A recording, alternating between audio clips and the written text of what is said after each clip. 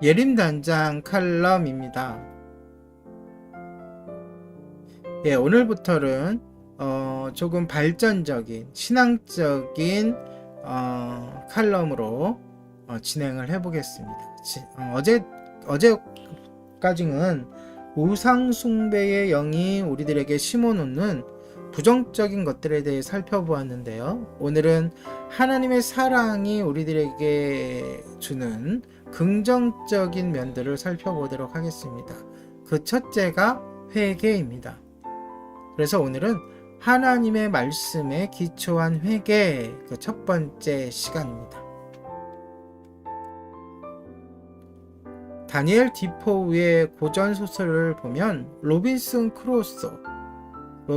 크루소가 배가 자초된 뒤 홀로 해변에 밀려오게 되었습니다. 수중에 가진 것이라고는 성경책밖에 없었습니다.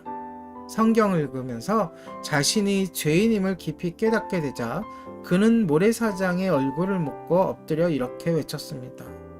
오 하나님, 제게 회개의 선물을 허락하소서.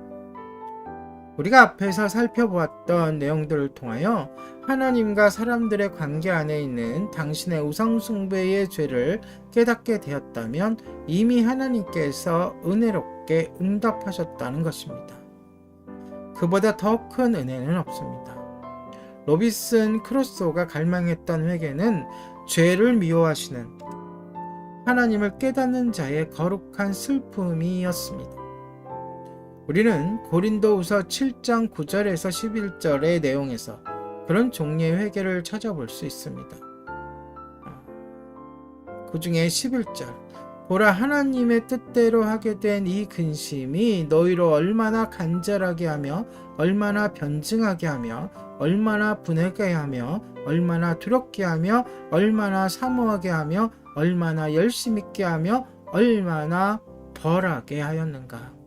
너희가 그 일에 대하여 일체 너희 자신의 깨끗함을 나타내었느니라.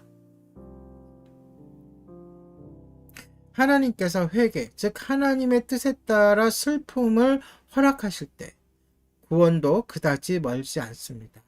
바울은 이러한 회개가 구원을 이끈다고 썼습니다.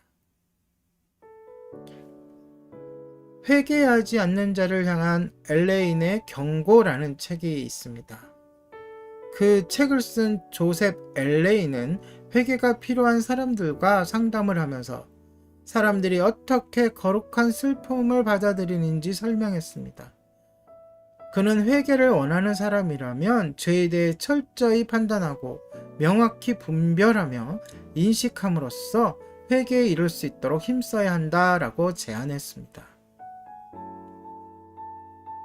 사람들이 죄에 대하여 지치고 무척 힘겨워하며 마음에 찔림을 느끼고 죄를 혐오하게 되기 전까지는 나음을 얻기 위해 그리스도께 나아오지 않으며 우리가 무엇을 해야 합니까? 라며 심각하게 질문하지도 않습니다. 사람들은 생명을 얻기 위해 그리스도 앞으로 나오기 전에 먼저 자신을 죽은 자와 같이 여겨야 합니다. 디모데에게 쓴 글에서 바울은 하나님의 종이 마귀의 올무에 빠진 사람들을 어떻게 징계해야 하는가에 대해 가르침을 주고 있습니다.